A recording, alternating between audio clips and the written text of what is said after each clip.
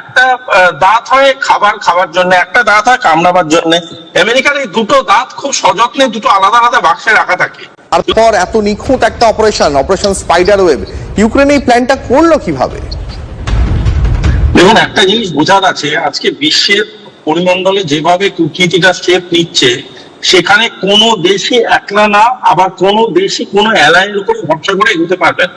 সুতরাং ইউক্রেনের যে ইচ্ছাটা ছিল, আর আজকে যারা পিস বলে গোটা পৃথিবীর মধ্যে ছড়াবার চেষ্টা করছে, এই দুটো ভার্সন কোথাও গিয়ে আমার এক মনে হচ্ছে। তার কারণ হচ্ছে নেটো যে দিক থেকে আর্মস সাপ্লাই করেছে, বা নেটো যেভাবে ইউক্রেনের পাশে দিনের পর দিন দাঁড়াবার চেষ্টা করেছে, ইউক্রেনের সাথে যেভাবে ইউরোপিয়ান ইউনিয়নের সম্বন্ধ তৈরি হয়েছে, যেভাবে টার্কি বসনিয়ার মতো দেশগুলো আপলিফট হয়েছে, যেভাবে আমেরিকার ভার্সন টুয়ার্ডস ইউক্রেন চেঞ্জ হয়েছে, সেখানে বলা যেতেই পারে এমন কিছু একটা প্ল্যানিং চলছিল যাতে করে রাশিয়াকে একটা স্টেটমেন্ট দেওয়া যেতে পারে।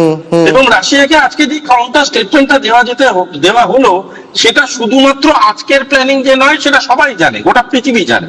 এবং শুধু তাই নয়, রাশিয়াকে যেখানে হিট করা হয়েছে, সেগুলো সবই রাশিয়ার স্ট্র্যাটেজিক এয়ারবেস। এবং সেগুলোকে হিট করার পিছনে সব থেকে বড় কারণ হচ্ছে রাশিয়াকে এটা বুঝিয়ে দেওয়া যে আই এম নট অ্যালোন। এবার পয়েন্টটা হচ্ছে, রাশিয়ার যদি আমি রিটালিয়েশন প্রসেসটা বা রিটালিয়েশন হিস্ট্রিটাকে কনসিডার করি, তাহলে বুঝতে পারবো রাশিয়া কিন্তু এখন যে রিটালিয়েশনটা করবে, দ্যাট উইল মার্ক একদম সুভাষিস, আমার তো এটাই বক্তব্য যে ইউক্রেনীয় প্রেসিডেন্ট জেলেনস্কি তো জানেন যে এত বড় হামলা উনি চালিয়েছেন, তারপরেও রাশিয়া প্রত্যাঘাত করবে। তাহলে এখন আত্মরক্ষার জন্য জেলেনস্কি কার দ্বারস্থ হতে পারেন? কারণ ট্রাম্প তো ইতিমধ্যেই পুতিনের সঙ্গে তাকে সমঝোতা করতেই হবে, কার্যত তাকে বসিয়ে হোয়াইট হাউসে এই জোড়াজুড়ি করেছেন। তারপরে এখন ইউক্রেনের প্রেসিডেন্ট কার দ্বারস্থ হবেন, বা আত্মরক্ষার জন্য তিনি আদৌ কি কোনো প্ল্যান করে রেখেছেন? ট্রাম্পের ব্যাপারে একটা কথা বলি, একটা দাঁত হয় খাবার জন্য, একটা দাঁত হয় কামড়াবার জন্য। আমেরিকার এই দুটো দাঁত খুব সযত্নে দুটো আলাদা আলাদা বাক্সে রাখা থাকে।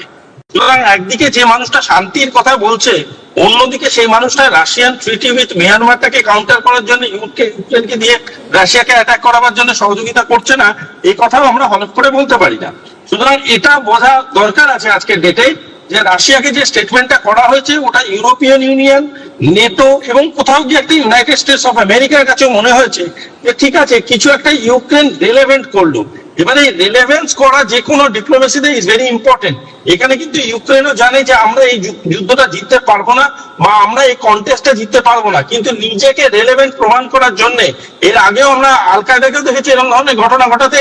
ইউক্রেন একটা অফিসিয়াল গভর্নমেন্ট ট্রেডিশনাল প্রসেসে হলেও তারা সেই সিমিলার একটা ঘটনা ঘটাবার চেষ্টা করলো।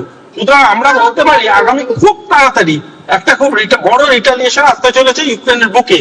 তারপরে ইউক্রেন থাকবে কি থাকবে না, ইউক্রেনের মিলিটারি বেস থাকবে কি থাকবে না, কিংবা ইউক্রেনে বড় মানে গভর্নমেন্ট অফিসিয়াল বিল্ডিংস গুলো থাকবে কি থাকবে না, সেটা তর্কের কথা।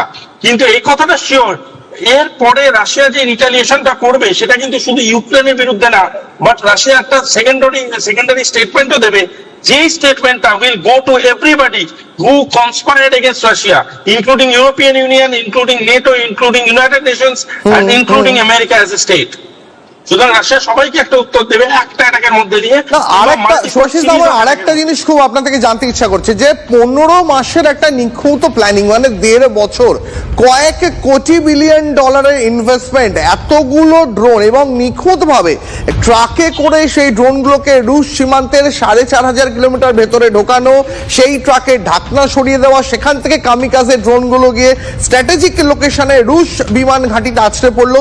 এত বড় প্ল্যানিং জেলেনস্কি করলেন কাকে নিয়ে? আমার দেখো, প্রমাণ ছাড়া ডিপ্লোমেসিতে কিছু বলা যায় না। তবে এই সব ধরনের অ্যাটাকে আমার কোথাও গিয়ে সেই এন্ড অফ দ্য ডে নেটোর উপর একটা সন্দেহ থেকেই যায়, যে নেটোর একটা সবসময় এই ব্যালেন্সিং অ্যাক্ট খেলার একটা চেষ্টা থাকে।